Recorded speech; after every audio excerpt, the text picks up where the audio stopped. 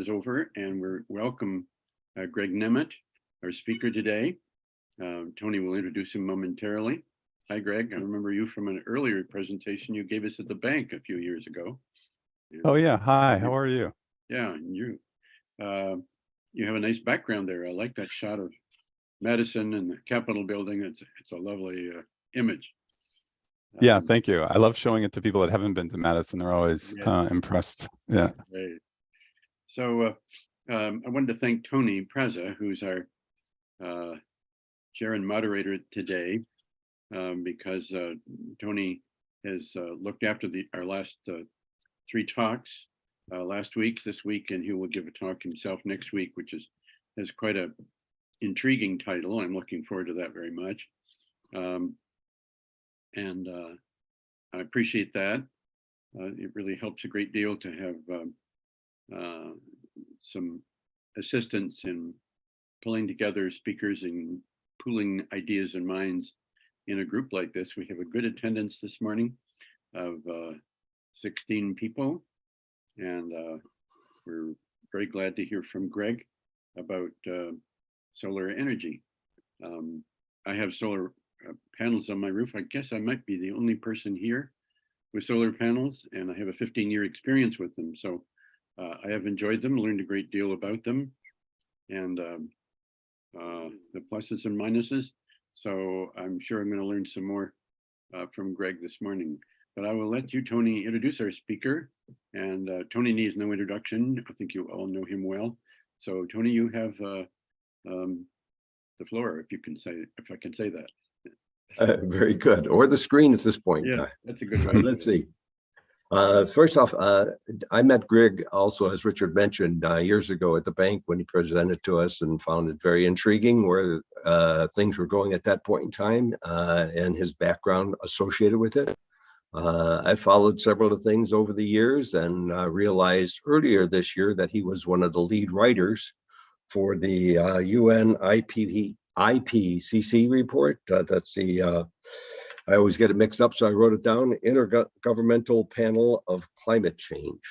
And that group continues to meet, and this particular one was the assessment report to see how things are going in comparison to commitments that were made. I gave Greg a little bit of heads up, indicating that several of the people on the call at this point in time, or on the Zoom meeting here, are interested in what's happening with nuclear power plants around the world. And I know that report touched on it, but that's not necessarily Greg's area of emphasis. Greg comes with us with lots of experience, as I mentioned earlier. In 2017, he was recognized by the Andrew Carnegie as a fellow, which is, I think, quite an esteemed association. And he's been recognized also for the World Citizens Pride in Environmental Performance. That's association with a policy group that focuses in on setting policies around the world, of which there's plenty of challenges getting those policies agreed to, as we know, associated with the meeting that just finished up, the COP27. So without any further ado, I'll turn it over to Greg. Greg, I should ask you, is it okay if we video? We started the video, if that's okay? Yeah, absolutely. That's fine to record it, and I will show my slides, and so you'll just have a small window of me, if that's okay. So okay, and right. I guess two other questions associated with the let's say questions as they come up. Would you prefer to have them as we go along, or do you want to hold them to the end? Oh, I like them as we go along. That's more interesting to me. So yeah. Very good. Good. All right.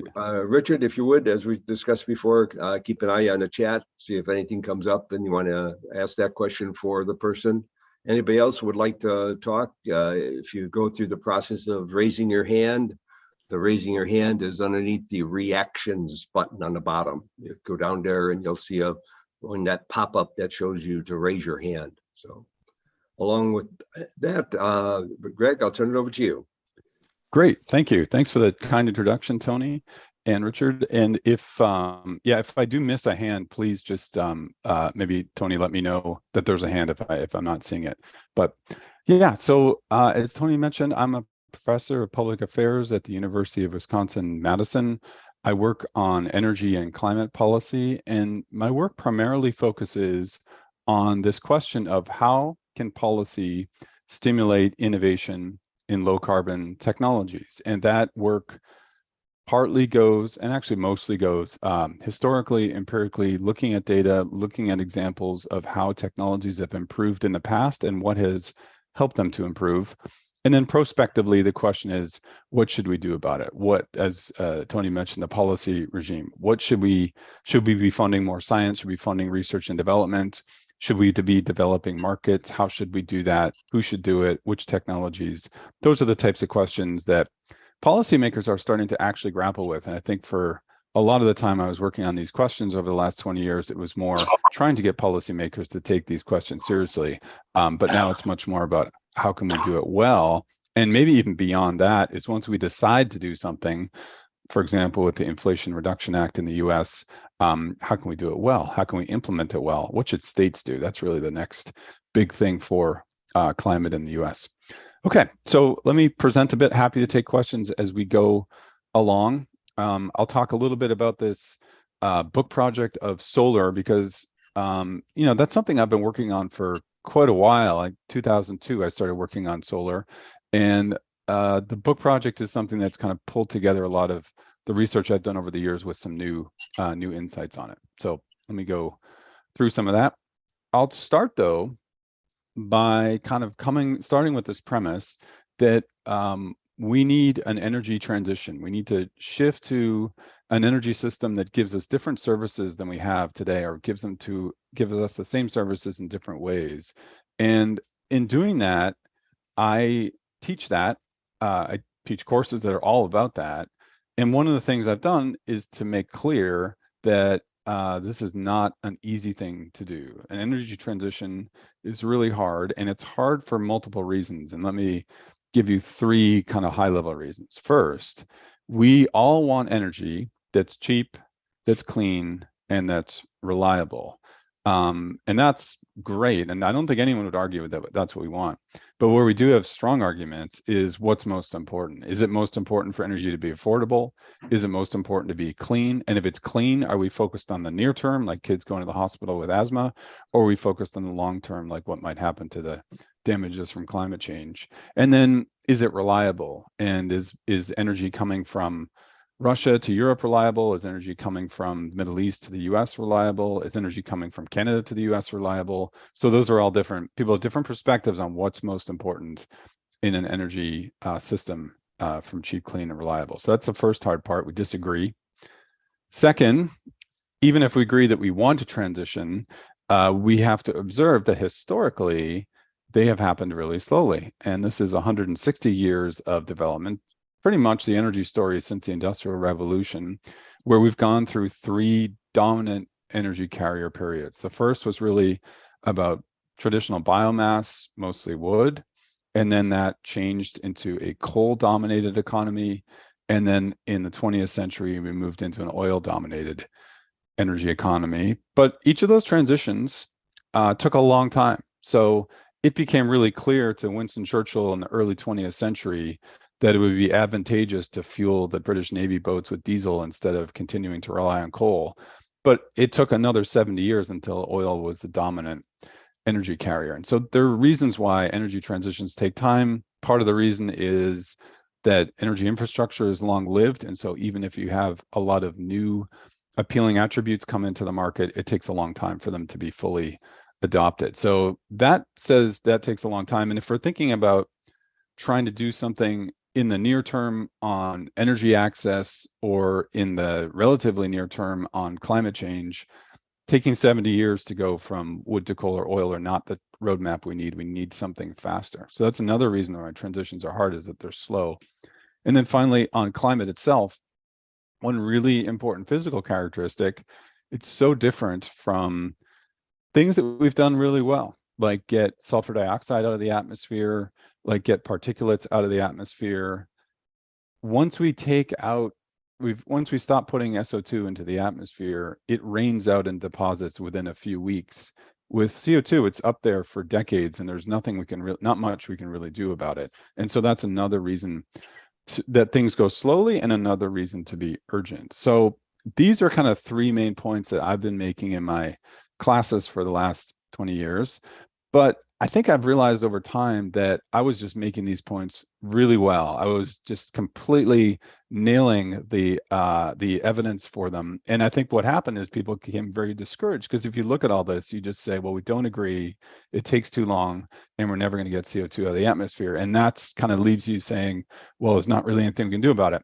So I started putting this other slide together over time about why I and my colleagues actually do work on this. And it's not because we're doing this because it's in vain or we just think it's a good idea. It's because we actually think it's going to work. And see, these are some of the reasons why I and colleagues are optimistic about why we might make an energy transition work. And, you know, I could go through each of them. What's made me more encouraged over time is that I've become more credible about each of these. And also the list has gotten longer. And when I talk to other people, I realize they have completely different lists about what motivates them. But I think the one I'll talk about today is number one, because I think the evidence is really strong on it. And two, it underpins some of the other ones. For example, in number two, when it says emerging collective action, you can think of that as the Paris Agreement or the Inflation Reduction Act in the US. And both of those things, especially the US one, were politically feasible because the technological choices were no longer unaffordable or unreliable, as they looked much more feasible and much less costly. And that is because technology's improved. And so that's a lot of what my work is about, is explaining number one. So this is something that I've started to make the case. What's actually happened, though, in the time since the book came out a couple of years ago, is this assertion here on this slide that solar panels are now cheap. It's no longer me just showing people data about it. It's big authorities like the International Energy Agency, and I think it was in 2020, they started to make the claim that solar panels are the cheapest way that humans have ever made electricity. It's the cheapest way to make electricity at scale. And it's not true everywhere, but it is true in a lot of places, an increasing number of places. And so that's one thing I just start out with, is showing some of the evidence on that. So here's a time series here of energy costs. And the units here are in dollars, and it's 2016 dollars to take away the issue of inflation. And it's per megawatt hour. And just for reference, 1 megawatt hour is the average electricity consumption of a US single family home. So this is kind of like a monthly energy bill. And you can see the dashed line, that's grid electricity, $120 or so a month. And that hasn't changed much over time. And then if we start to plot solar, you can see over time how solar has come down in costs. That's this yellow line coming down there. And then on the right for 2030, we're not there yet. So it's not actual measured data. What this is something called expert elicitation, where colleagues and I talked to experts in the solar industry and went through kind of a long process of asking them questions, with ultimately one of the outcomes is their probabilistic estimate of the cost of solar in 2030. And we did these elicitations around 2010. So it's 20 years in the future. And the big dots are their most likely estimate. The small dots that are up high are their worst case. Small dots down low are their best case. And as I'll show you in a little bit, the reality has gotten actually way more optimistic than the most optimistic expert. And that's what we can see. This is the blue dots are all the 1 million households in the US that adopted solar, and we got prices for each of those. And so you can think about their costs. Some of them are high because they paid a lot for their panels, or they're in a really not sunny place. And some of them are below grid electricity because they're in a sunny place, or they got a good deal on their panels. So quite a bit of distribution there, but definitely a downward shift. And then these dots that come up are large scale solar installations that are lower still. And then the circles are outside the US, where we have some really low power purchase agreements. But if we just focus on that rectangle there, this kind of lower end of the cost, this is the same data here, you can see that the lowest price we had for solar electricity announced was about $20 per megawatt hour. And now we're down to we've seen 14. So we're below that. So that the most optimistic prediction by the most optimistic expert was higher than actual power purchase agreement. So it really was a surprise that solar has gotten so cheap. And this is only as of 2018 or so. And who knows what it would be by 2030. So yeah, I see a question there from Lee. Yeah, I just wonder what are PPAs?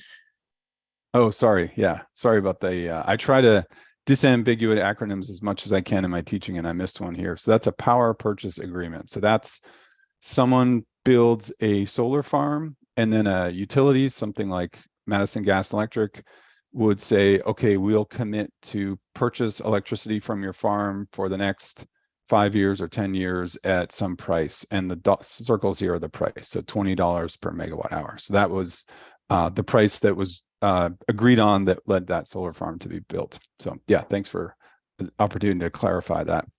Thank you. Okay, good. So solar is now cheaper than where experts thought it would be in 2030 is the bottom line from this example.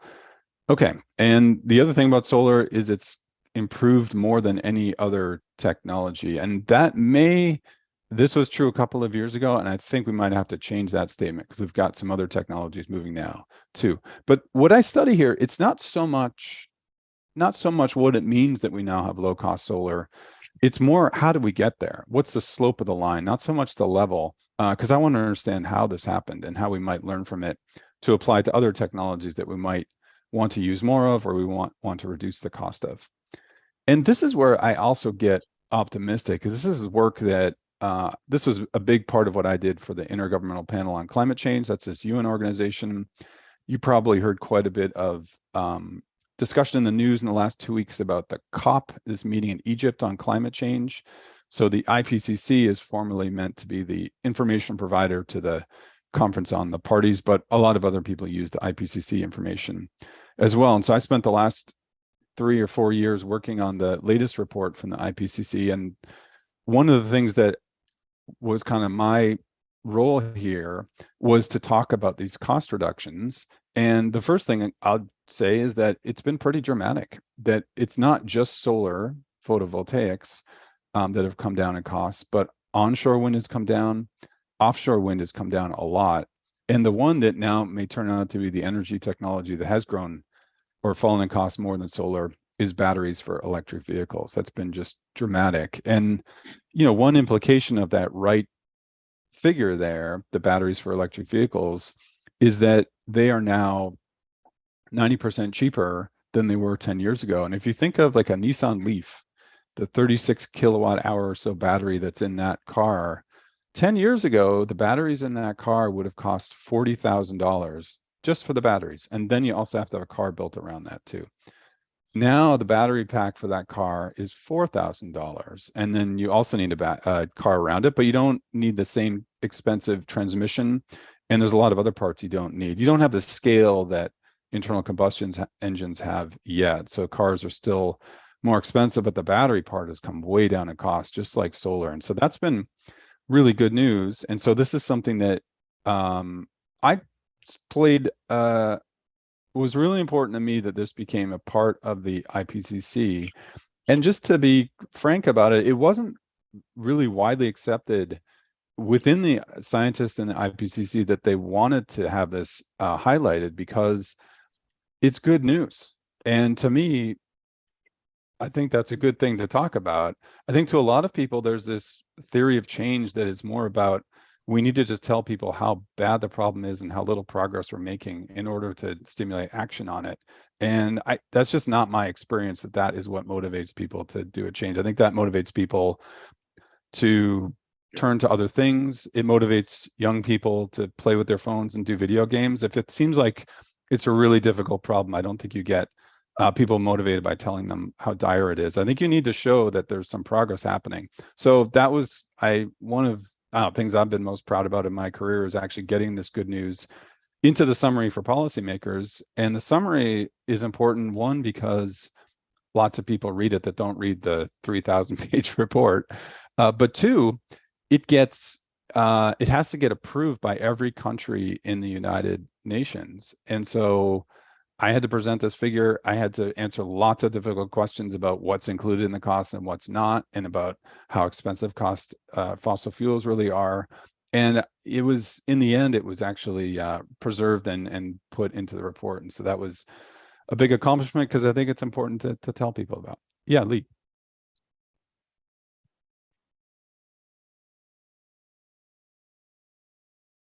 I think I see a raised hand from Lee, or is that from before? Yes. Now it's from It's a new George raised Erickson. hand. Can you hear me now? Yep. Can you hear me now? Okay. Well, I wonder what you're hearing through the IPCC about which battery technologies they're trending toward. I mean, there's been a lot of talk about solid state.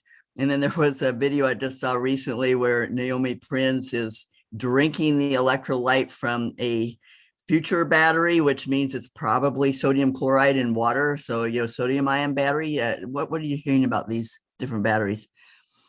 They're almost all lithium ion batteries, and then, some different cathode and anode materials, which is helpful potentially, maybe with less cobalt, because that seems to be an issue.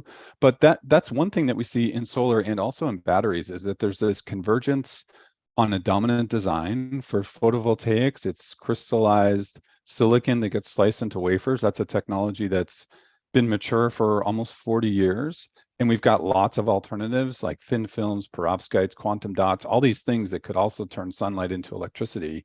But there's something about the scale and familiarity and learning and experience that entrenches a technology. And there's been lots of cost reductions that have come out of that. The same thing's happening with batteries, with lithium-ion batteries. So I actually feel optimistic that if we did find that we get to the end of the learning curve and we stop having cost reductions in lithium-ion, the fact that we could sort of shift away from cobalt and start using other materials on cathodes and anodes, and then maybe even completely switch to something like solid state or iron or something like that for longer term storage, makes me optimistic that we could shift to a different technology. But solar and batteries are similar in that they just kind of keep eking out incremental gains from a long established technology architecture. I see a hand from Jane.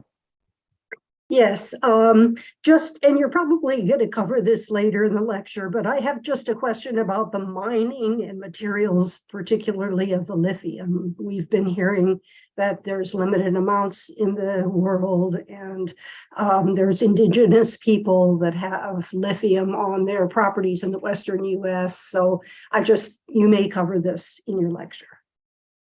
Yeah, good question about critical minerals for the energy transition. Lithium's a big one. Cobalt is one. I guess I don't worry too much about that. I think I worry much less about that than others. I think there's a lot of mining that goes into fossil fuels and also internal combustion engine vehicles. And so generally we're talking about a lot less mining than we would have if we continue to go in a fossil fuel direction. But for certain minerals, potentially a lot more mining than we have today. And it's things like copper, aluminum, maybe silver, maybe lithium. I think things like cobalt, though, I think those are just so limited and so difficult. We'll probably find ways to substitute away from those pretty quickly. And Tesla's already making batteries without cobalt in them. But as you say, in the US, so there's concern that, these materials come from all over the world, but they're mostly processed in China. So they take the raw material and they get turned into refined metals in China. That's like 80% of the capacity of most of these. And so the US and places in Europe and other places have started to try to develop some domestic capacity to do some of this refining and maybe even do some of the mining as well. And so there's a lot of sites in the US that are starting to develop for that as well. So yeah, there's no getting away from the material aspect of this, but you can do it well and you can do it badly. And you can mine cleanly, you can mine in a dirty way or in a human rights way that preserves human rights in a way that doesn't. And so I think it's really up to us and up to how we do this mining to do it well. But the other part is just using less energy. I think that's another stream of research that I've been working on, where I think it's crucial that we make this transition to these clean energy technologies, but it also is crucial, and there's huge opportunity to just use less energy, even for counting for developing countries that aren't using enough yet and need to use more, but finding ways to do that in efficient ways. There's a lot of opportunity there that we haven't tapped into yet. So I think that's one way to also reduce the impact of mining. But yeah, it's good you raise that because it's important. I'll just mention in my class on energy systems, I typically do a class like I did last week on models about Hubbert's peak and running out of oil and prices of exhaustible resources. It's all about oil and gas. And about 3 years ago, I switched it because the real issues that people are talking about are exactly this. It's about how much lithium is there, how much copper, how much silver, and some of these other materials that are much smaller amounts, like very few in terms of tons compared to what we do for like iron ore or fossil fuels. But, critical. And so at least right now we need them in some way. So yeah, it's good that you raised that. Yeah. So mining for all while this. you're on batteries. Yeah. I was going to mention that the sodium chloride battery that Lee identified, it's been around for about a year in test environment, but it's focused primarily on super hot sodium chloride, where it would be used as a backbone to the grid, basically, and would not be in vehicles, of course. And I know they're looking at several different approaches to support the grid. Once we get to a combination of solar and batteries and wind, if that's clean energy, what's going to be the baseline? What are you going to be able to do to make sure that, as they say, when the sun doesn't shine, the wind doesn't blow, how do you make sure that you still have electricity for all the resources you need, across the grid? Yeah, so that's a good question. So I'll answer that in two ways. One, it's kind of amazing, I was going to say shocking, but to me it's not, because it's just like solar, that the same batteries that were developed for portable electronics like laptops and for smartphones, we're just taking the same exact construction and just stringing together lots and lots of them to make battery packs for vehicles. And then when we're doing grid scale batteries, like that, it's like a football, for like a camp randall full of batteries. That's also the same batteries just stacking more and more. And so a lot of people would rightly ask, well, at some point, yeah, there's huge economies of scale in the production of those, so they're really inexpensive. But if mobility wasn't an issue like they are in consumer electronics and cars, would you do it differently? And so, yeah, maybe there's things where it's high temperature, or things where it's a lot of bulk. Those things called flow batteries, where you're actually charging a liquid and storing the liquid, and so you could store it for much longer. So that's part of the beginning of the answer to your question about what do you do about a electricity system that is dependent more and more on variable renewables that are only available when it's sunny or windy. And so I think it's a list of 6 answers that I talk about in my class. So first of all, you have renewables that are uncorrelated with each other. So wind and sun are not correlated. So it's better to have a combination of those two. So that's one answer. 2, having more transmission. I don't think there's any way to get around that. And that's an issue because a lot of people don't like seeing transmission, but it's probably doing more transmission where it already is. But that's a way to connect where it's windy, where it's sunny to load. So that's another way to deal with it not being windy or sunny all the time. So transmission. Storage is another one. So there's this battery storage that can give you maybe 4 hours, maybe 6 hours as they get better. Then there's longer term storage, like say a flow battery, or maybe a battery made of iron that could give you a longer charge, or pumping water uphill and just leaving it there. And that's a battery that could store much longer. Compressing air and sticking it underground, that's another form of a battery. So different types of storage also help. It also helps to have demand be responsive. So generally in the US, we have electricity that's been inexpensive at night and more expensive in the day when lots of people are using it. And as people start to use things like electric vehicles, it makes sense for them to charge overnight instead of during the day. So it's cheap and we don't have to build electric special capacity. But as we start to see places that are doing more and more solar, like California now, that really changes. And it actually makes much more sense to charge your vehicle and do a lot of energy intensive activities in the middle of the day, because that's when we have this excess energy because it's so sunny. So having demand be responsive to when price or when energy is scarce and when it's abundant, that's another way to do it. And then probably a role also for generation that is consistent or that's available some of the time. It's a little tricky though. So things like natural gas are helpful that way. On the other hand, natural gas is really carbon intensive, and so we can't really have too much of that. You could maybe capture the carbon that you combust from the natural gas, but that makes it really expensive. And then you've got this methane that's leaking throughout the system, which also is a problem. So it's hard to find a big role for natural gas. Nuclear power could play a role too, but so far that's been super expensive to build new nuclear power. There's some efforts to build small scale nuclear power, but there again, we need to be using it most of the time, because if the capacity factors are low, the economics are even worse. And it's hard for nuclear to compete with renewables that are free to produce when it's windy or sunny. So probably going to have to make some space and pay for generation that's available, like nuclear or something else. Maybe geothermal electricity is another possibility too. But I think what makes me optimistic though is it's not just one solution. There's transmission, there's uncorrelated renewables, there's demand being responsive, and then there's some kind of dispatchable power that's available that can be really helpful as well. So yeah, it's a good, big question. Good question. Greg, we have a on the chat function a comment from George Erickson. Would you like to read it, or would you like me to read it out to the group? Oh, I don't see the chat right now, so maybe easier for you to read it. Okay, this is not a question. George says solar is cheap because of huge federal and state subsidies, and because we ignore the environmental damage at each end of their short lives. 24/7 nuclear power, which is rated #1 for safety by the World Health Organization, is far more efficient than wind and solar, and per unit of electricity generated, it requires the least carbon-intensive mining for materials. Unlike wind and solar, nuclear plants with 60+ year lifespans do not need to be rebuilt every 20 years. As a consequence, they are much kinder to the environment. In addition, it's now possible to extract uranium from seawater, which would eliminate the mining. We now have reactors that cannot melt down and can convert most of our stored nuclear waste to electricity.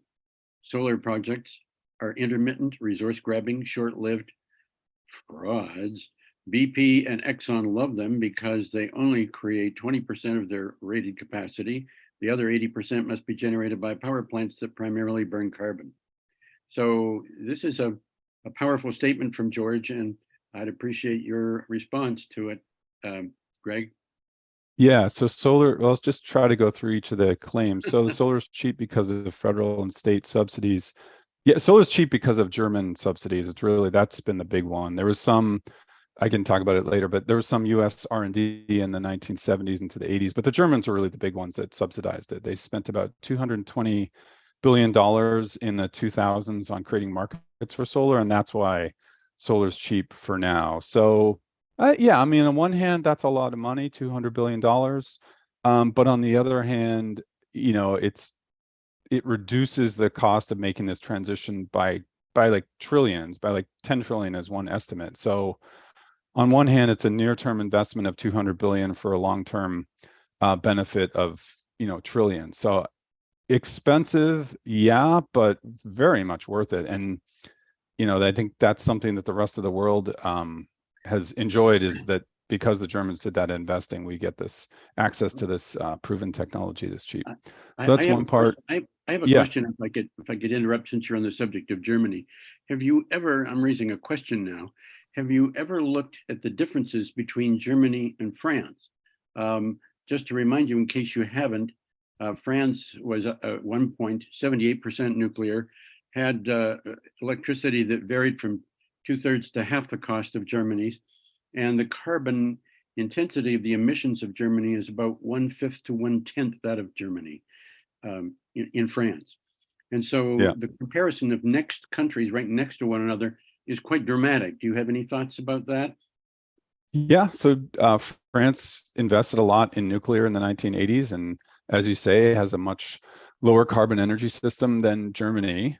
I think what we have to think about is what is the impact on the whole world of that French investment. And so, you know, if France had done that investment and then was building nuclear power around the world, and it was clean and affordable and well functioning, then you could say, wow, because France is a tiny country just like Germany is, relative to the whole world. It's what do they do for the whole world? And we just haven't seen that impact of France's EPRs. Like they tried to build a new one in France in Flamanville and a new one in Finland. And, you know, it's, at least so far, those have been tens of billions of dollars projects that have taken 15 or so years to come online. And it's just hard to see how that's had much impact compared to what Germany does. And there it's, I mean, it's not Germany's emissions that matter. It's the emissions on the rest of the world that are lower because now we have access to this lower, this low cost resource. So I think that's the way I look at it, is what does it do for the whole planet? So really different pathways that Germany and France have taken. They are. Yeah. I will only comment that the delays in Finland and other places in Europe were largely, I think, a result of paranoia over Fukushima and delays in expenses. They wanted more adjustments made, and when you delay a project, the costs go up exponentially.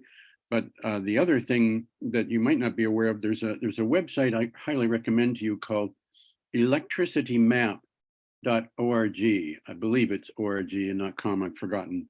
But if you put together electricity map as one word, you'll see that you can look in real time at any place on the planet where the data are available, the differences. And if you do that for France, you'll find that it does export electricity to Italy, to Spain, to England, and to Germany, as well as Belgium. And so it is not working totally in isolation. And Macron would like to expand the nuclear power in France, to do that more in a positive way. But the Green Party in France are trying to persuade him otherwise. And so he's having some difficulty doing that because of the negativism of the Green Party, which I think is terribly misinformed and quite a negative impact across Europe and parts of, certainly in Germany and elsewhere. Well, I completely agree. We also have a question from Lou.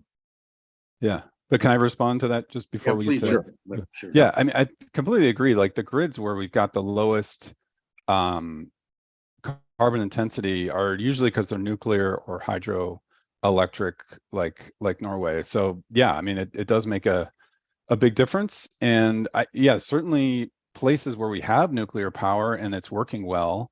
I think that's really helpful if we can keep those plants going rather than shutting them down. I think the tricky part though is to think in the future, how do we have a nuclear contribution to the global energy supply that is affordable, that's reliable, and that is kind of scalable. And I think so far that's the part that's been, I think, frustrating for the nuclear industry. I think we had this idea of a nuclear renaissance 15 years ago, and even the Chinese have not been able to find a way to build nuclear reactors low cost. And yeah, so I think we all would like to have a nuclear industry where it's safety is taken care of, it's reliable, and it's low cost, and the waste is taken care of. And it just seems elusive, and I hope we keep working on it. But I feel like we're not there yet. I thank you, Greg, for your responses. In the interest of allowing you to continue with your slides, I appreciate your handling our discussion. It's now 10:35, so let's hear more from your talk. And can I just say, I've got one question. I had my hand up for some time. Sure. I'm Lou, by the way, Greg. Very interesting talk so far. Transmission. You mentioned that's pretty limited. Because there's going to be resistance to the transmission lines. So you have a limit of, I don't know, maybe less than 1,000 miles before you start losing a lot of energy. Some people think you can just move this energy all the way across the country and back. That's not realistic. And we don't have high temperature superconductors in our power lines yet, and we probably won't for maybe ever. So I don't know about transmission. It's a nice thought. Maybe there's a big discovery there or a breakthrough. That would be great. One last comment about France. A lot of their nuclear is not running right now. It's for their reactors are down, and there's a reliability factor that's got to be corrected there. Maybe it will be very, very soon, but it's not there at the moment. If you're saying down, Lou, you need to say why. Would you like to? It's down because of cooling. The rivers are low, there's not enough water, and it's down because of corrosion. And Macron wants to get this back up and running, but it's not there right at the moment. I don't know, what is it, 30 or more percent is down at the moment? And those things have to be corrected. Okay. I think so. I think most of it's due to dry weather throughout Europe, and particularly in France this summer. The concrete problem is also there, but I think that is much smaller. They have some of their reactors on rivers, and that represents a problem. Quite a few of their reactors are through the center of the country, so they don't have to use a long hydro electric line transmissions. But thank you for your thoughts, Lou. And I think it's time to let Greg go back to his talk. But if you'd like to answer any, Greg, I love the questions, so I'm fine to deal with them. But yeah, glad to. Yeah, okay. Let's see. Yeah. So the cost of renewables has gone down. That's some good news. And then their adoption has gone up. And I think the key here is we're talking about so far exponential growth. So 20 to 30% growth rates for solar, maybe a little less than 20 for wind, and more like 60% for electric vehicles. And so when you look at those shares of electricity produced, 3% for solar, 6% for wind, and you add them together and update them to 2022, and that's 10%. That's the same as nuclear power for the whole world, about 10% of electricity. But these are growing at that rate, so you're doubling the amount of solar every 3 years, and with battery electric vehicles, you're doubling it in less than 2 years. And so you go from 1% of the electric vehicle stock being electric to something like 50% pretty quickly if we grow like this. And in places like China and Europe are both at more than 25% of new vehicles are electric. In the US, it's quite far behind. And I can't quite, people ask about that quite often, about why there's so few electric vehicles in the US, including on trucking. And I'm not completely sure on it, because we're quite slow on that the rest of the world. But these are changes that are low now, but are changing quite quickly, and don't seem to be slowing down. So that's been quite an issue. Okay, so that's about things moving, and then I'll just spend a few minutes on why this happened. And this is this book project on solar is now so cheap. How did it get cheap? One of the questions is why it took so long, and then how can we use that to inform what we do about energy technology. So let me just kind of give you the short version of that story. So the 10 to the minus fourth is a factor of 10,000. So that's how much the cost of solar has come down over the last 60 years. So it's gone from the first installation, first commercial purchase of a solar panel was for the Vanguard 1 satellites in response to Sputnik in the late 1950s. And those panels, if you took those cells on that satellite and put them on your house enough to produce electricity for a month, they would get $300,000 a month. And now we're talking for large scale desert location, something like $15 to $20 per megawatt hour. So that's a factor of 10,000. How did it happen? A steady progress of incremental improvements over time. So the vertical scale is logarithmic. But you can see there's not like one big breakthrough. It's been steady progress over time. There's been multiple countries playing a role. In the US, it was a lot of contributions in the 1970s on developing the technology, which Japan also did with Project Sunshine. The ISO number 4, that was a standard offer contract that was under the PURPA regulation in the 1980s. That led to $2 billion of wind power being installed in California in the 1980s. And the key was guaranteed price for 10 years. And it led to about $2 billion of Wall Street money going into wind power projects in California in the 1980s. And that's something that the Germans picked up with their EEG, that's their renewable energy law in 2000, was to have this guaranteed price in place for a long time. And they beefed it up from 10 years to 20 years. And what that did, that's the subsidy that I can't remember whose comment was referring to, this $200 billion subsidy program that created this market that wasn't there before, which later the Chinese especially scaled up and met, and then reduced the cost of the technology. So to summarize this story in kind of 3 sentences, this is kind of how I would put it, is the US created the technology, the Germans built a market, and the Chinese made it cheap. And that really is kind of the sequence that summarizes a lot of what happened here. And I'll just go into a little bit more of it, but that's really the whole overall story in a nutshell.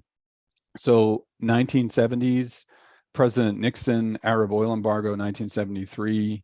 Nixon announces Project Independence, State of the Union address in 1974. And the idea was, let's build on the success of past large R&D projects like the Manhattan Project and the Apollo Project and do the same thing for energy. And that was Project Independence. And a lot of that mostly went into nuclear power and into synthetic fuels, but a little bit of it went into solar. And even though it was just a little bit compared to those other efforts, for solar, it made a huge difference. And it really brought people into the industry that hadn't been there before. And one of the people it brought in was a guy named Paul Maycock, who was brought in to run the solar program in 1975. And he came from a company called Texas Instruments that had experience building calculators. And one thing that the Texas Instruments experience showed him, one thing they used was that as you build more calculators and other electronics, costs go down. And so that he said this was a way to bring together the engineering that worked on the efficiency and the costs and the marketing about expanding more. And they realized there was this positive feedback mechanism. So he did what I hope kind of my students in a similar situation would do, is look at the data. And so he took all the cost data from the 1960s till up into the present, 1974 at that time, and made a projection based on what he'd learned at Texas Instruments, was that as you double production of a technology, the costs go down by about 20%. And if you're unlucky, or if it's a less learning technology, it's maybe 10%. And if it's really fast, it's 30%. All the data on this slide, except for that 2018 point, were from Paul Maycock. I just digitized his picture and updated it. And so you can see where we got to. He was pretty prescient about where we would be. The learning was a little bit faster than we thought it would be.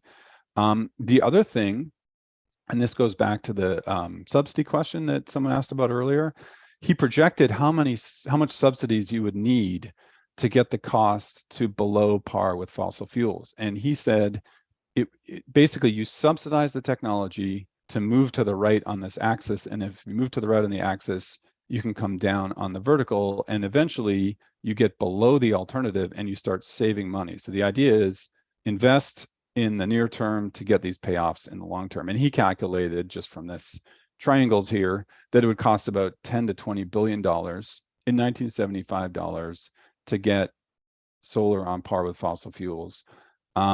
If you put those dollars in today's dollars, they're more like 80 to 100 billion. And the Germans spent 220 billion. So either you could say maybe the Germans spent too much, maybe fossil fuels turned out to be cheaper than we thought, and so it took longer to get there. But I say, that's order of magnitude, you're right on. So it's about $200 billion subsidy to get the technology cheaper. And that's really been behind not only kind of R&D efforts, but also policy efforts to stimulate adoption of solar. And the key there is, we're not subsidizing solar so that we can have lots of solar, that we can reduce emissions directly. It's so that solar will be cheaper in the future. And that's really where the real benefit and the payoff has been, because eventually it gets cheaper than fossil fuels and we just start saving and saving. So that was a big part that came out of the US part. Then the German part comes in 2000. And there's a few aspects of how Germany played a role in creating a market.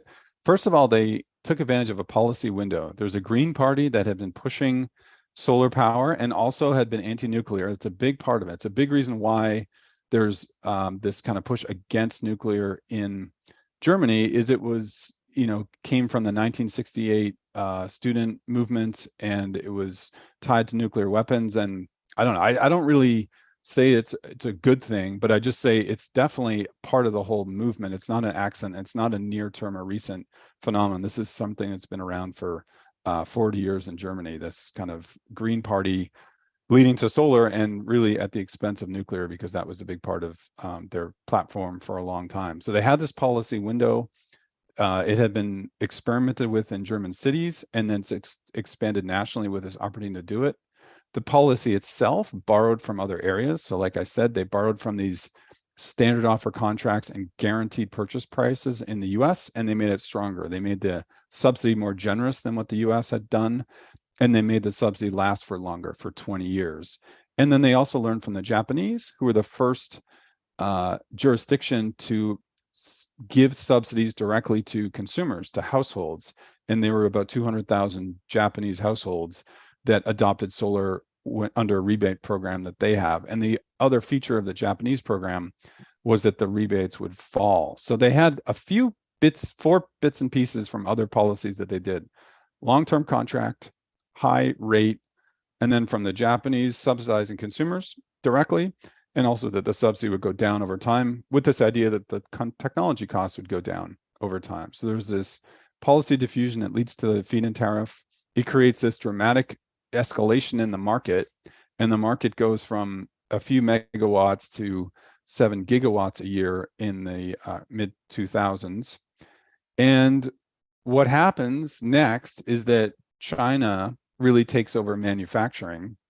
And so one NGO in Germany, I like this quote because I think it kind of explains it. It's like, well, why did Germany spend so much, $220 billion on subsidies, if all the manufacturing went to China? Well, first of all, it didn't all go to China. And second of all, they say it's their gift to the world. And if you ever wanted to do something on climate change, which is a planetary issue, I can't imagine a more cost-efficient way than spending $200 billion on subsidizing solar just when it did. I don't think we'll ever get an opportunity to have that much leverage in terms of reducing emissions and saving costs than that one, because that's like a $10 trillion cost savings from a $200 billion investment. But what it did, again, it's not really that it led to a lot of installations in Germany. It did, and that was important. But what it really did is it created expectations that there'd be a market in the future. That led to investment. And it wasn't just investment in installing solar panels, it was investment in machinery so that the industry could start to demand machines made specifically for the solar industry, like this wire saw in the picture right here, and not have to depend on cast off material or new equipment from the computer industry, where the need for precision was much higher, and so the costs were much higher, and it was less amenable to this really high throughput, which is what solar needed. So being able to design machines specifically to make solar panels came directly from this subsidy program, and that's really what led to a lot of these cost reductions. And here's just a few of the ways you could see these improvements. Plant size got much bigger, efficiency of solar panels about doubled, the price of the input material went way down, the area of the wafers got bigger, the thickness of the wafers got thinner, so you could get more panels out of the same amount of material, and then the amount of broken panels went way down and yields increased. So that all came about as these machines improved and production processes improved. And here's what a solar manufacturing facility in China looks like. I was going to say today, but today would be way bigger than this. But one thing you can see is the number of people involved. It's just a few people gawking at the machines doing their pulse annealing and looking at it. We don't have, this is not a labor intensive process anymore. It would have been 20 years ago, but not today. And so that brings to the Chinese part of the story, which is making it cheap.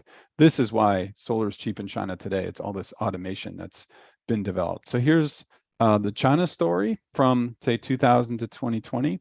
So in this 2000 era, it's really about this kind of wild West entrepreneurial activity. We had these 2 people, Martin Green, a professor in Australia, and Zheng Rongxi, who later became the richest person in China for about 3 years. They went to China in 1994, and she was a translator. He was just a PhD student, to set up manufacturing in China. And they tried for a couple months and they left, and because there was no one was interested, and there was no way it would work, and there was no infrastructure. So they tried to do it in India instead and had the same result and couldn't do it there either. And so they ended up building this small company called Pacific Solar in Australia. And that small company led to 5 of the chief technology officers of the largest solar companies in China in the last 10 years or so. They all had experience with that small company. In 2000, Zheng Rongxi goes back to China and starts a company called Suntech and does this low-cost expansion strategy, sourcing material from around the world, buying used equipment from the US and other places, starting with small lines of production, like 10 megawatts a year was the first one, and then iteratively upscaling it, adapting new technology, making the next line bigger than the old, introducing more automation over time, buying equipment from around the world. US pension funds played a pretty big role here. So this is how global the solar story is. You have retirement funds like CalPERS, the teachers union in California, or teachers pension fund in California, investing in Chinese solar startups, because in 2005-06, the hottest investment thing in the world would be something in China and also something in clean energy. And so solar in China was just the best. And if you got some of the big ones, that was really about the most. That's what teachers' pension funds were going into. So there's these hundreds of millions of dollars going from teachers' retirement funds to Wuxi, China, and they were taking that money and buying equipment from around the world, from Austria, from Switzerland, from Germany, from Applied Materials in the US, taking that equipment back to Wuxi, turning that into assembly lines, and they had German expertise coming to help them. There's a Bavarian restaurant in Wuxi because there's so many Germans that were going there to help them set up the production lines, making solar panels there, and then shipping them first to Germany. And then as the German market shrank because there was a political change, then to Spain, then to California, and ultimately to China itself as it became its own largest market in the world. So that was the first period where China really went from being something tiny to being the largest producer in the world.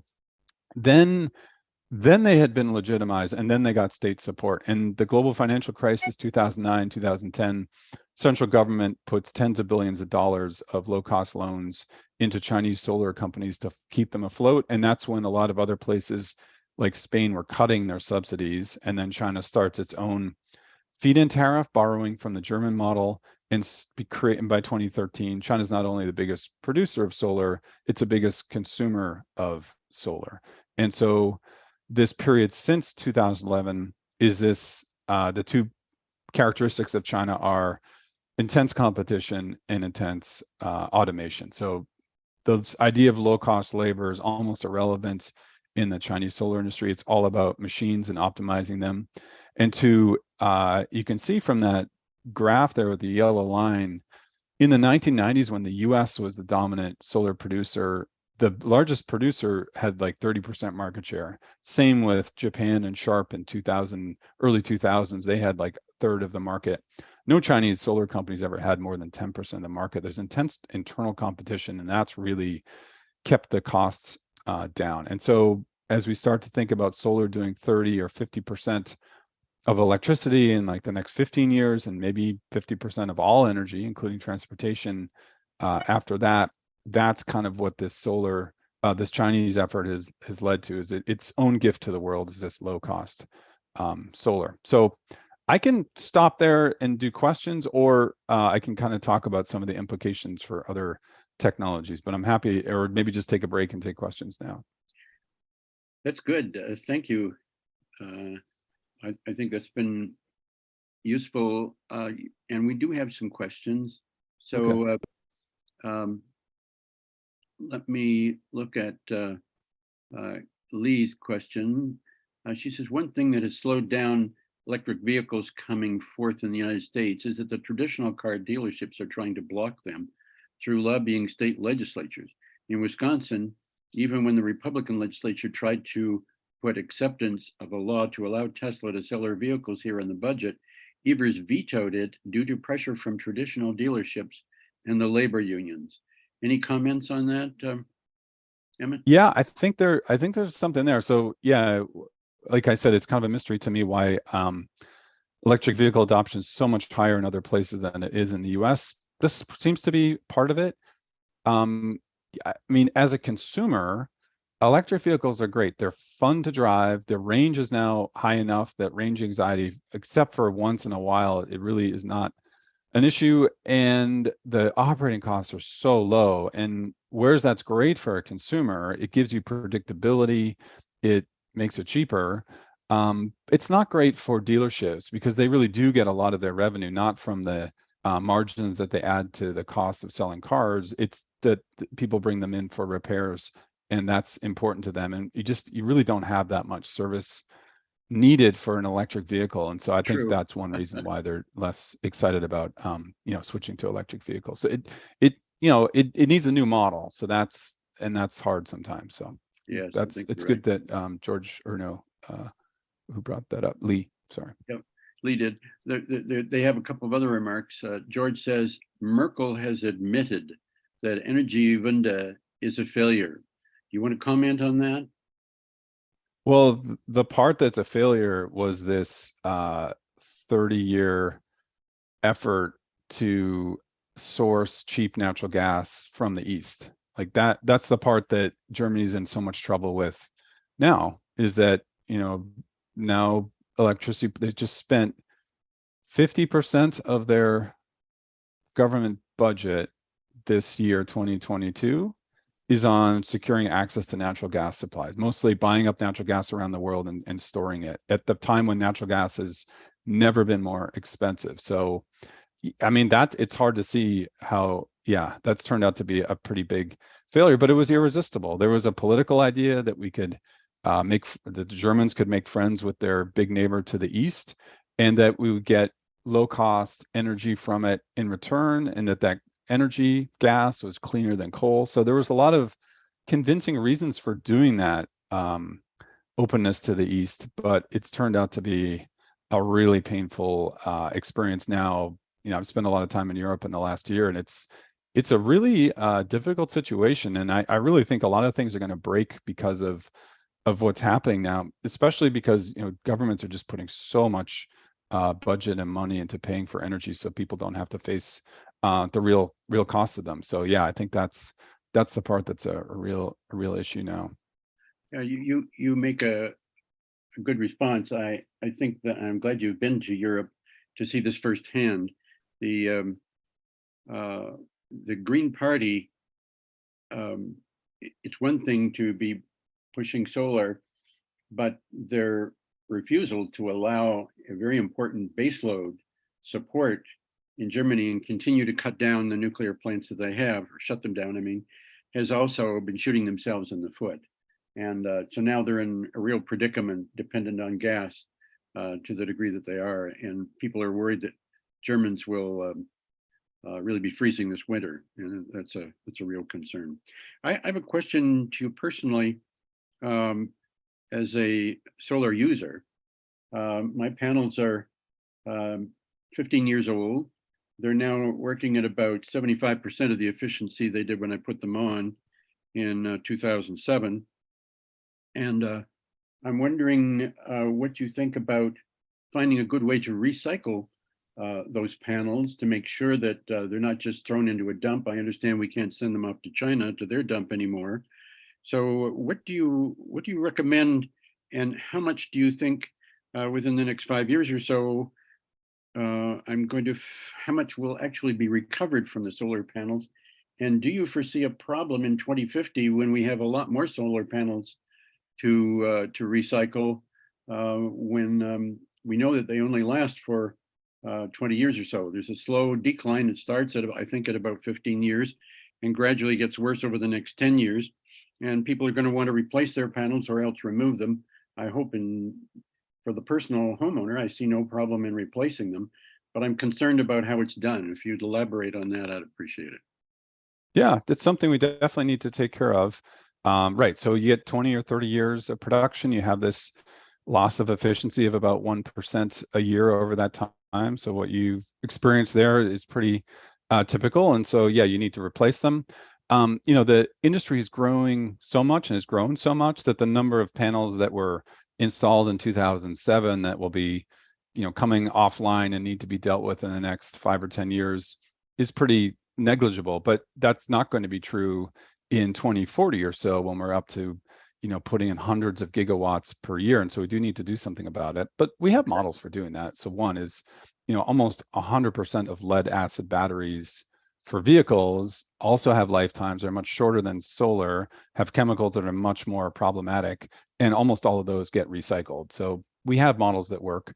The other thing about solar is most of the material, the main material, is glass that's very easy and high value to recycle, and steel that's also, and aluminum that also can be recycled. And then as you get further into the how the cells are made, you have aluminum and copper and silver that are harder to get because there's smaller amounts of them, but are high value. And then really the only part that doesn't have a recyclability aspect is a small amount of EVA plastic that seals the glass to the layers underneath. But everything else is able to be recycled. And there's programs in Europe that are emerging. So, you know, I would say we just kind of use a similar program like we do for car batteries and have that work for solar panels as well. It seems like it's set up to work the same way.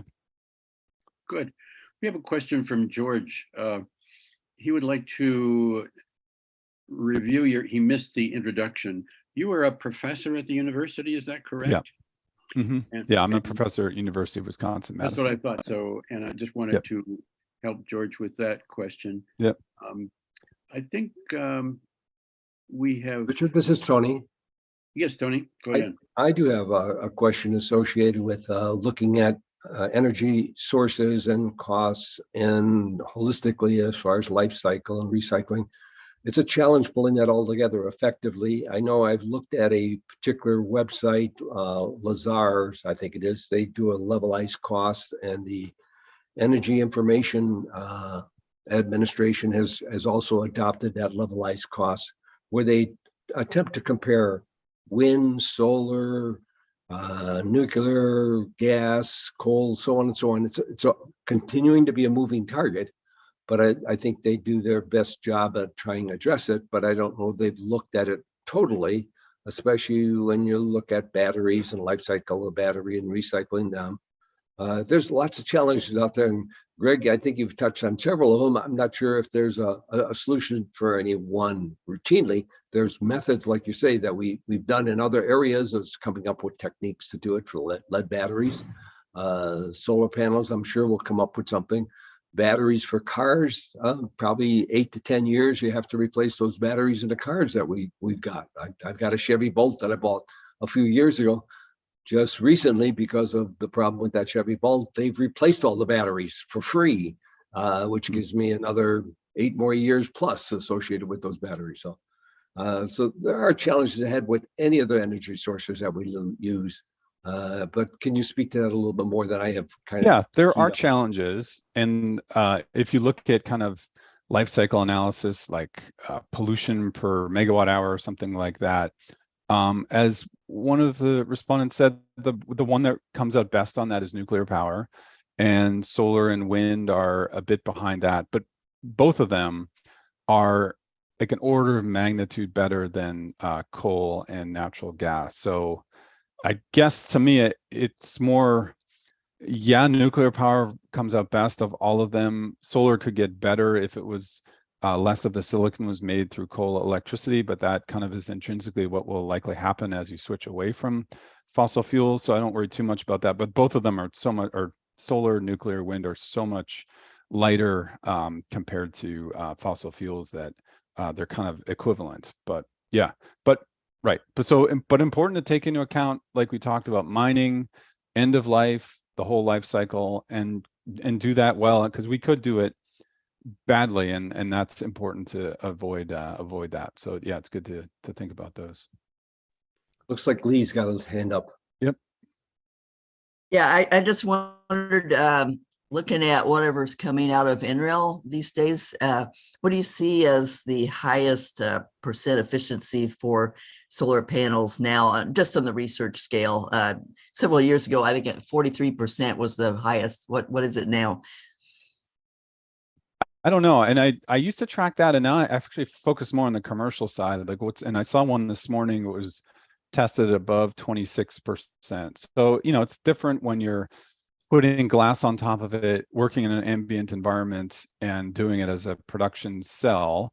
But the stuff that works in the lab, eventually can make it into the market, even if it eventually is lower because you have to do all this encapsulation and mass production that generally lowers some of the efficiency. So, but things are generally going up, and that does help. The fact that if we were doing 26% instead of 18%, that's like 50% less solar panels we need compared to this lower efficiency. So it does make a big difference. And I think the part that seems interesting possibly is to really switch to new materials. So instead of having silicon, do something like perovskites or quantum dots that could be really low cost to make. I think the part that seems most interesting is layering them so that you have some perovskite material absorb some, and then you've got semiconductor silicon material underneath that absorbs more, and so that you can get higher efficiencies that way. I think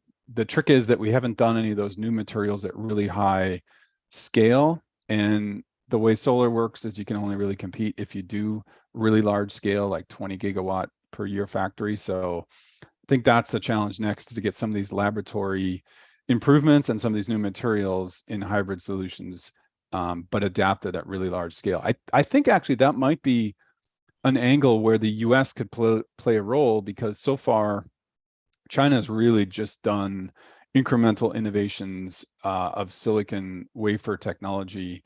But the one company that has actually worked well in the US is called First Solar, and they have a cadmium telluride technology. And I think now that we've got Inflation Reduction Act and $60 billion of tax credits available for domestic manufacturing of clean energy, not just solar, but lots of clean energy, I think that is a place for some of these laboratory improvements to start to be demonstrated in commercial environments, because they don't need to have quite the scale that China has, where it's almost really hard for something novel to be included, because it's such a big bet on such a large production scale.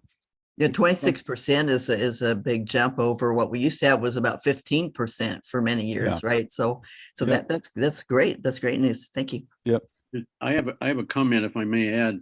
I went to a conference not too long ago and learned about a Californian solar manufacturer who was using gallium arsenide, and it was a flexible thin foil, thin skin, which could be applied to aircraft to extend electric vehicle range. And I happened to sit beside the speaker after the conference, and I asked him how much it would cost to put such material on the wings of my electric plane. And he said it would start somewhere between $30,000 and $50,000, and it would be a long time for the price to come down, because they have a lot of other people to scale up to first. So it kind of took the wind out of my enthusiasm. But I did want to say that the efficiency there was a little over 30%. Yeah, well, I mean, gallium arsenide is interesting. And I think the big customer is probably SpaceX, because that gallium arsenide works, it's so highly efficient that it works well when you need a little bit of space, but you really value that. And in space, that makes sense. And it's also not susceptible to cosmic rays. So that's, potentially one of those things where more deployment in space for SpaceX and satellites could actually be helpful on the US. But, coating materials on planes and maybe vehicles, that's something that, now that the costs of solar have come down, gets pretty interesting. And maybe part of the solution is not, well, I guess in an airplane you need as much range as you can, but in a vehicle you could potentially use a much cheaper material, not have to use the expensive gallium. And we've done the calculations with my students that it's a few $100s to put solar on top of a car. You can probably charge more for it because people like it. It looks cool, but it really only costs a few $100s to do it. And you get like 20 or 30 miles range from it. So that's not going to charge your whole battery, which might have a 200 or 300 mile range, but it's enough to get you home from being parked at a workplace or some other place for a while. So I think as the solar costs come down, using it in more places is going to make more sense, because it doesn't need to be optimized. Even if you get some output from it, it can be still worth doing. That changes things a bit. China is already doing that. Apparently, they have a new car that will be coming out that has a solar roof, and for just that purpose. Yeah. So, Yeah, I've read recently about a solar car where you get about 70 miles and you don't, it basically it runs on that solar panels that's throughout the car. Mhm. You know, and California, of course, Yeah. is a better place to have such a vehicle where you can Yeah. count on sunshine for a good part of the day, as opposed to Yeah. Wisconsin. One other thing I could just add to the conversation is that for me personally, I found it changed my whole perspective and utilization of electricity to know that I'm making it on the roof. And I have a system where I can see how much is being generated rather than just see the meter go backwards. And it's very nice. And I also get at the end of the day, it will give me a summary for how many kilowatt hours I've made that day. And that's a bit of an incentive to at least become aware of the weather and its impact on generating electricity for your home. And it has impacted on my choices of other appliances to buy. I take more care in just being more aware of the electricity use around me, having solar panels on my roof. I find that my neighbors who don't have solar panels leave their night lights on all day long, and they don't seem to notice the tremendous waste, unnecessary, careless waste of electricity, because they're just not so cognizant of how much effort it takes sometimes just to make electricity, especially um, electricity that's generated diffusely at the home. Yeah, I think I'm glad you raised that. I think that's actually a powerful mechanism, because in a way, well, you know, the economic view on that would be, okay, your electricity is really cheap, at least the marginal cost at certain hours, so you're going to use more energy. It's sometimes called a rebound effect. And what we see though is exactly what you've described, is people that install solar actually are more efficient at using their energy because of that awareness. And there is this kind of idea now of, they're sometimes called solar prosumers, where they're not only consumers of electricity, they're producers of it. And that changes behavior, and it changes how you view it. And so, yeah, I'm glad you raised that as well, because that seems like something about rooftop solar that's really different than a large scale facility, whether solar or wind or nuclear or fossil fuels. That's different because you have people changing their behavior while they're producing energy. Yes, thank you for Greg for mentioning that. You also brought up the idea of filling fields with solar panels. I'm not sure how you feel about it, but I prefer rooftop over filling fields because of the concern for using that land for other things, photosynthesis and nature, rather than covering so many fields. I noticed also that in the Madison area, they put in Middleton a solar array on top of one of their garages, and they didn't even tilt the solar panels more than about 5 degrees toward the south. And there must have been technical reasons for doing so. Perhaps they didn't want them to blow off the roof, but I found that inefficient. I think you really need in Wisconsin to have solar panels angled at about the same angle as our latitude, around 45 degrees or so. Any thoughts on yours on that, and whether people should consider having solar panels in their backyards, perhaps with a where you can change the angle to the south better? Yeah, I mean, I agree with all of you. I think the more roofs we put solar on, the better. There's a lot of roof space. Yeah, I get questions quite often about, well, if solar is so cheap, why don't all big box stores have solar on top of their roofs? And Yeah, right. I get challenged with that. I'm not sure. I don't understand why they wouldn't do it. I mean, these are places that are big enough. They could do the calculations. They could figure it out. I mean, some have, like IKEA does that, but Walmart or Home Depot, I don't understand why they wouldn't put solar on all their roofs. Part of the explanation, I think, is that sometimes it might need to reinforce the roofs because they're not rated for having panels on top. It might also explain why some of them you see are flat rather than tilted, as you need more racking equipment to tilt the panels. But I don't know, other than any roof reinforcements you'd have to make, I'm sure it would make financial sense to invest in the racking material to tilt your solar panels to 45 degrees or so, rather than just having them flat and have a much lower electricity output from it. So yeah, I think roofs and tilting is certainly the way to go. Any other If thoughts? I remember correctly, I think Kohl's was doing it at most of their stores. At least they had an emphasis Mhm. on it several years ago. And Yeah. Target did some stores, but I'm not sure how far they followed through on it. Yeah. Yep. Yeah, I mean, and those are places that have a pretty big electric load that is coincident with sunshine. Like they're open during the day, they're doing a lot of cooling, they're doing a lot of lighting.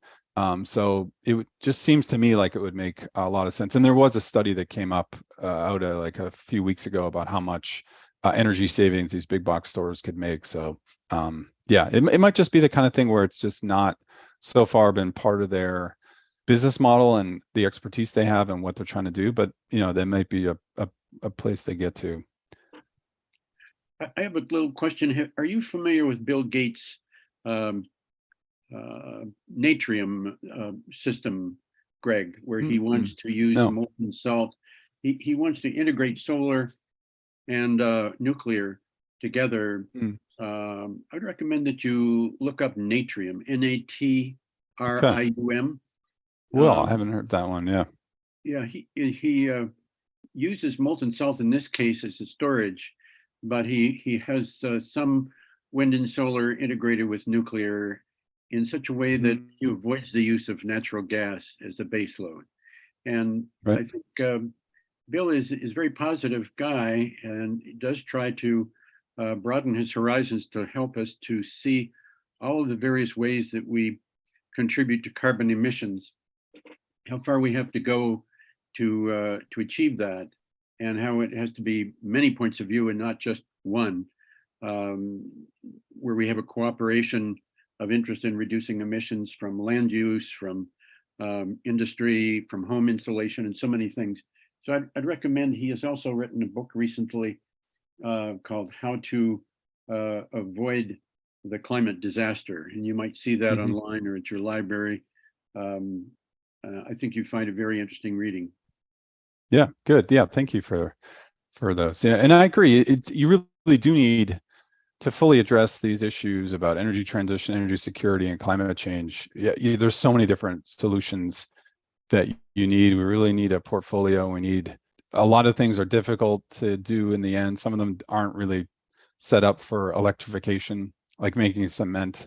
So we need to find some other way to make cement without just venting the CO2 in the atmosphere. But yeah, so I think it's a big project that's going to transform require transformations in a lot of different places. I agree. Yeah, Bill has actually calculated the amount of the green premium, he calls it, to pay. There is a form of cement that does not emit, or very much less emit CO2, and he talks about the green premium, the cost that it would take for people to become truly environmental and green, quote unquote, to make the effort to pay that green premium for cement and many other things, ammonia and various other things in our environment that contribute to carbon emissions. So I do recommend that you check that out. I think it could, you gave it wonderful slides and I enjoyed them, but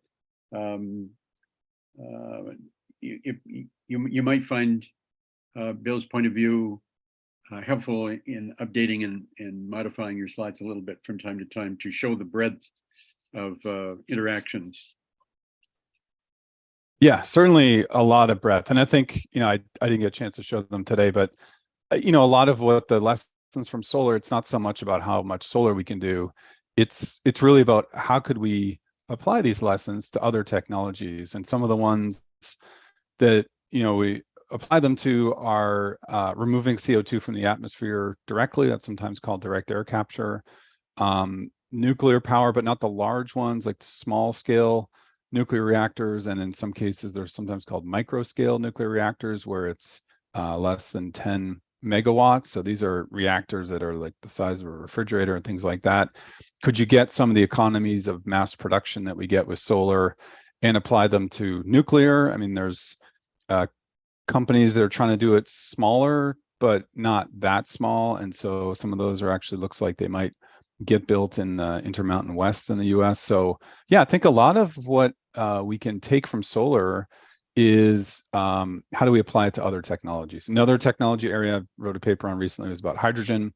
So we've have large ambitions to scale up hydrogen, especially in Europe, and how fast would it scale? And one thing we did was, if it scaled as fast as wind and solar, could we meet the targets for 2040 and 2050? Clearly not. We would have to scale up faster than that. And so then we looked at, I'll just show a slide on it because it's just kind of some real empirical data. Here's some other technologies that have gone up over time. And you can see a lot of them are small scale recent technologies like smartphones and COVID-19 vaccinations that have gone really fast. Some of the older ones have gone slower, but I think the ones that are also really interesting are what happened in World War II. And this is building Liberty ships and building aircraft in the US in World War II, where we had rates of change that were fast enough to scale up something like hydrogen to be relevant to the energy transition. And so I think that's where a lot of our work is going on now, is what were the things about this wartime mentality or commitment and investments and repurposing private sector for some of these public goods, like defense in this case, and would we do something similar for energy? That's kind of what we need to get the speed of transition, so that we're not back in this world where it takes 70 years to go from dirty energy to clean energy. That's a fascinating slide. Thank you for showing us that. When you show us the yellow line there, Soviet nuclear weapons, it's probably in hydrogen bombs, but it reminds me something that the public isn't very aware of often. I don't know if you've heard of this, but there was a period after Gorbachev helped to change the USSR back into a series of countries. Russia was left in a dead financial situation, and they negotiated that we buy their nuclear warheads. And for about 10 years, the nuclear industry used plutonium from Russian bombs for fuel. And so we didn't have to mine hardly any uranium over here. We just used their warheads for about 10 years in our nuclear plants. And I think that's really not well known, but I think an interesting sidelight to history. Yeah, for sure. Yeah, and I think someone mentioned this nuclear power in France. That was also a dramatically expanding technology that happened mostly in the 1980s. And so, understanding the commitment and how that happened, is also something we're trying to apply to other technologies that we might need in the future. Well, that's advancing too, because all of that light water moderated reactor work only consumes about 2% of the uranium. And so what they call waste is really just slightly used nuclear fuel.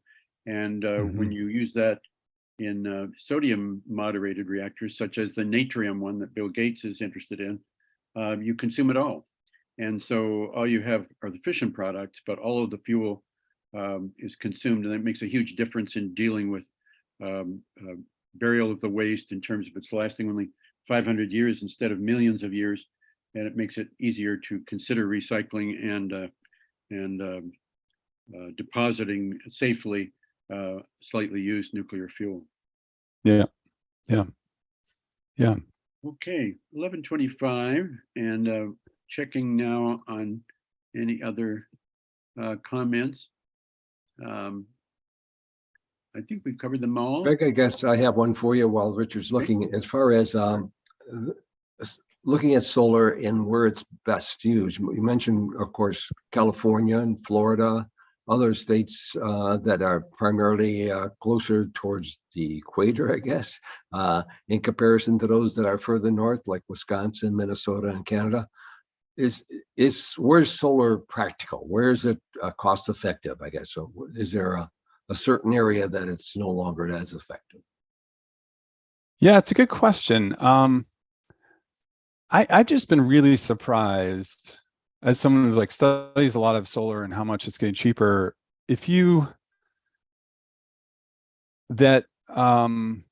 Starting about 3 years ago, that we started having proposals for large solar farms in Wisconsin. And if you look at the mid-continent independent system operator. So that's kind of like this multi-state organization that runs the grid and that plans whether there'll be enough transmission, and if someone wants to site a new power plant, would it work in the place that they want to site? Is there enough demand? Is there enough transmission capacity? And so anyone who's going to build a new power plant needs to put their proposal in the MISO queue, it's called. And if you look at the MISO queue today, it's almost all wind and solar, and almost all the wind and solar is solar, like 85%, like 8.5 gigawatts of solar are planned.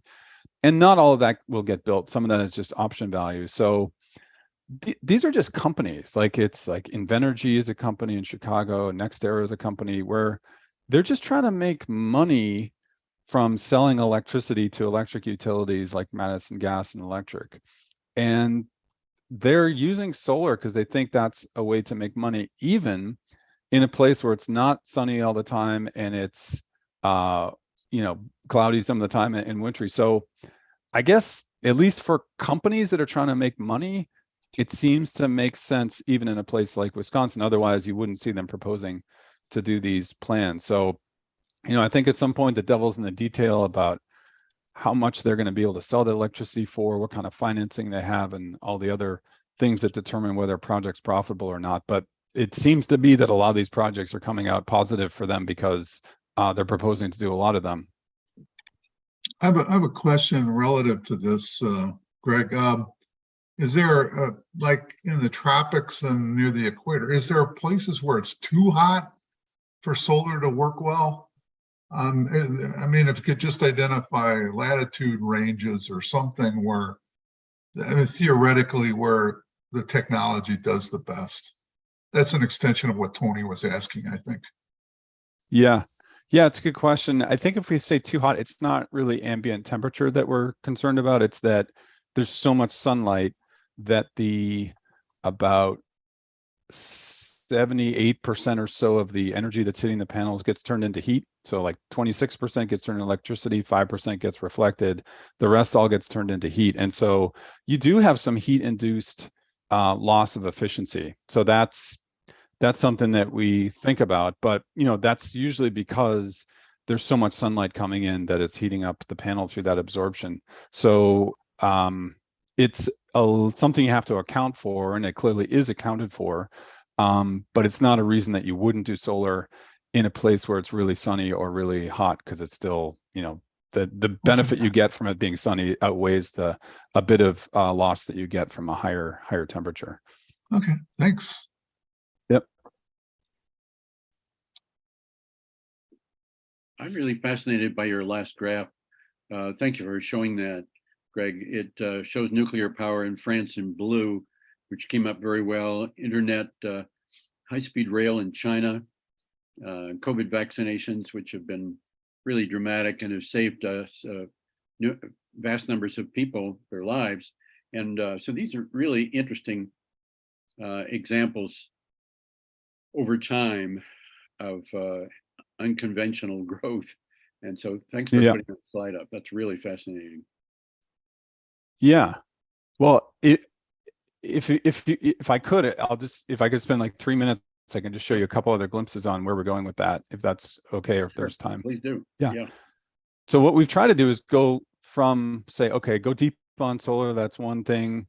Look at wind and solar for hydrogen, that's 2 things. Look at all these, that's I think 11 different things.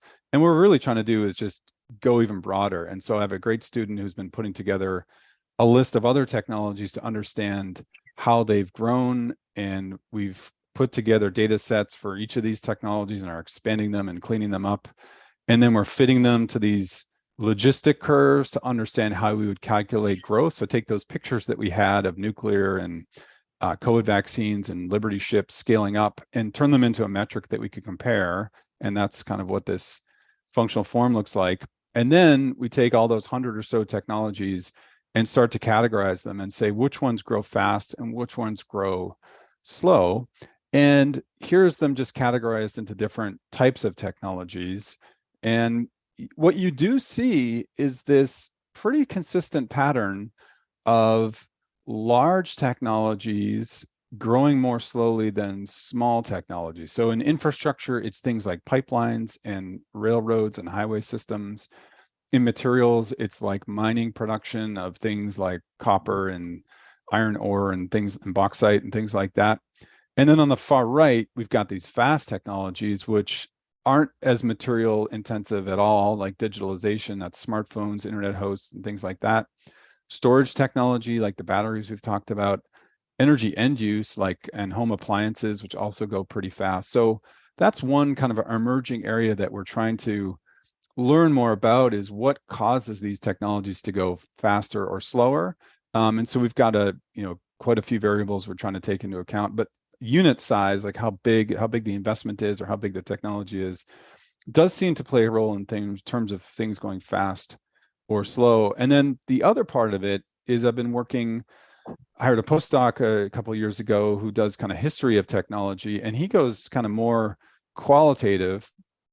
And one of the things we've been looking at is if we wanted to scale up something like called direct air capture, we build these basically like a coal power plant, that scale, in reverse.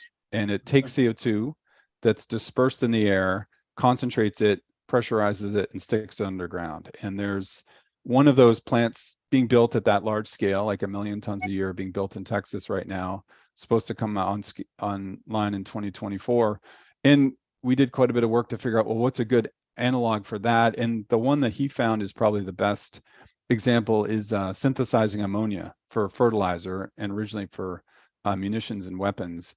And here's what it looks like in 1917. And so what we're trying to do is start to look at how that scaled up and what the rate of growth was, and start to think about how we might apply that to this direct air capture technology. So I think Richard, or maybe made the point earlier, that it's so important to think broadly about these technologies and not just focus on one or two and pick those. We are going to need a diverse set of technologies. And so this is one example where we're trying to use some of the learnings from this broad set of technologies to inform scale up for others that we might need. Because I guess that's kind of the point here, is that it's really the speed is the challenge. Like, even if we could do direct air capture, even if we could make lots of hydrogen, even if we could do micro scale and small scale nuclear and a lot of wind and solar, could we do it fast enough to be climate relevant? Or are we stuck in this 70-year transition like we've done before? And that's kind of what we're trying to understand and challenge, and think about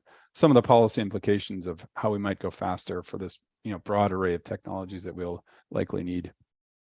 I salute you Greg, for doing that, Greg. it kind of brings to mind to me as far as Moore's law and chip technology and how it progressed.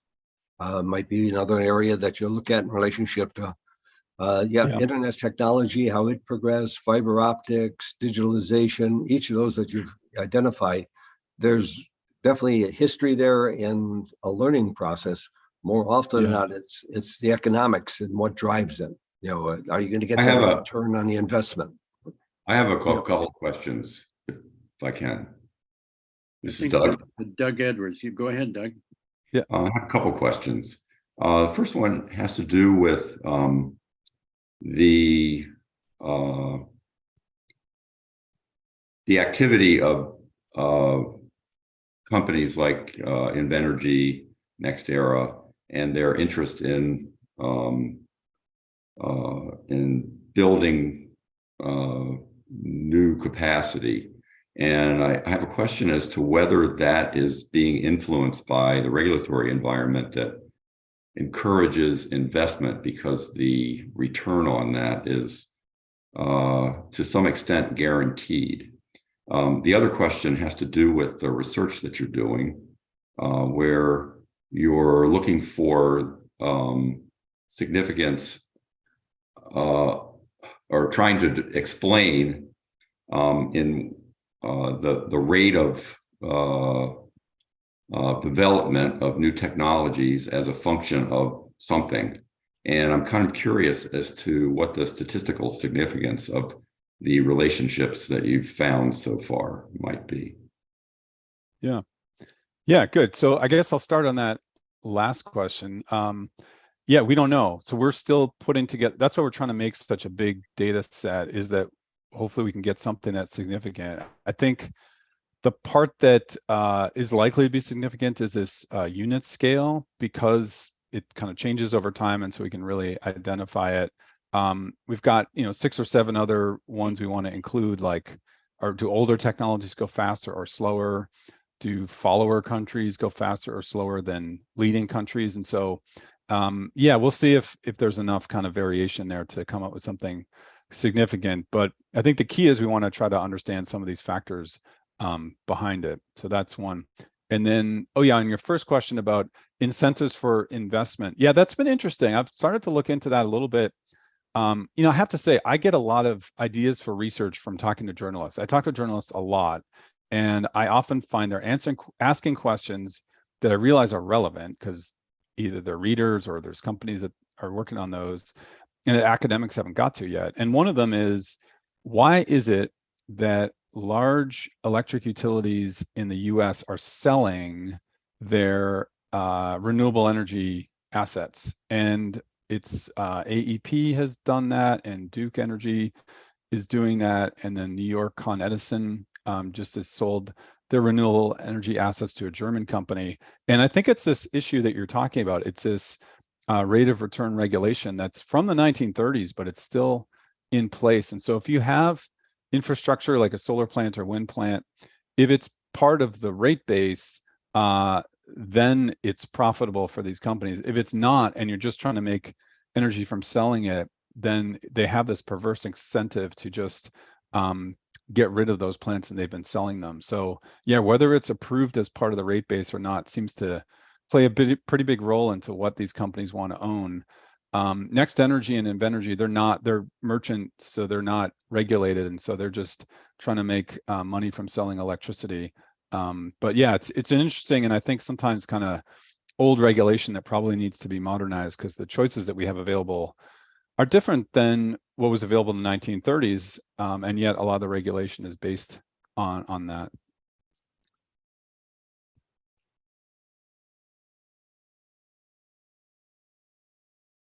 Thank you. Right. Yeah. Any other questions out there? Let me check the chat function. I think we have everything pretty much. Greg, I mentioned something else associated with what you touched on. A while back, we visited the Dane County landfill. And for years, they had been using the natural gas that they're able to pull off of the landfill to generate a gas for electricity. And they received a sizable incentive that would be more than enough to cover the transition costs. And they transitioned it from the gas provider of electricity to large vehicles instead. And they transitioned all their vehicles. And my understanding is it kind of paid for itself, and they made money in the process of doing it. And I hope it's doing the right thing long term. I have a feeling it is, but it's not quite clear in my mind that that was the best thing to do with it. Yeah, well, I'm glad, Tony, that you raised that and Doug raised his question, because I really am convinced that so much of the impact of how our energy transition works in Wisconsin and in the rest of the US is going to be really affected by public utility commissions, and in our state, the Public Service Commission. And I don't think it gets as much attention. They don't get as much attention as they deserve to get. And when you think about the Inflation Reduction Act, this big legislation that was passed by Congress in August with 10 years of tax credits for domestic manufacturing, for electric vehicles, for household appliances, for renewables, how that gets implemented by the states. I mean, they're tax credits, so it's all federal money that's not having to get paid. But whether that gets kind of used and encouraged by public service commissions or not, and we don't do as much as we can, I think that's going to make a big difference. So I keep telling people to pay more attention to what's happening at the public utilities commissions, because they're just so influential and don't get as much attention as they probably should.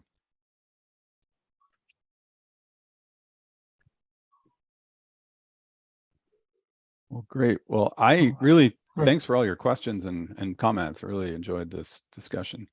We did too, Greg. Yes, we did. That's for sure. It's excellent. Thank you very much. Great. Okay. Thank you so much. Yeah, there's All Lou right. and Steve Shellen. Good. I'm glad that you all attended. And next week we'll be hearing directly from Tony. He's going to give us a fascinating talk. Do you want to tell us the title, Tony? Let's say a layman's approach towards whether nuclear energy is the right thing for the future, something along that lines. And I'll touch on several of things that Greg has talked about, trying to look at different things that have occurred and how the future of nuclear energy plays into our energy mix. I'm sure that will be a stimulating discussion as well. And Greg, if you ever want to tune in next week or anytime, let us know. We'd be glad to send you the link again. Great. Thanks so much. I really enjoyed discussing Yeah. with your group, and I'm sure it'll be a really interesting discussion based on today. So Yeah. great. Okay. Thanks so Thanks, much. Greg. Okay. Thank you. Bye. Have a great week, everybody. Bye-bye now. Thanks. Bye. Thank you. Thank you.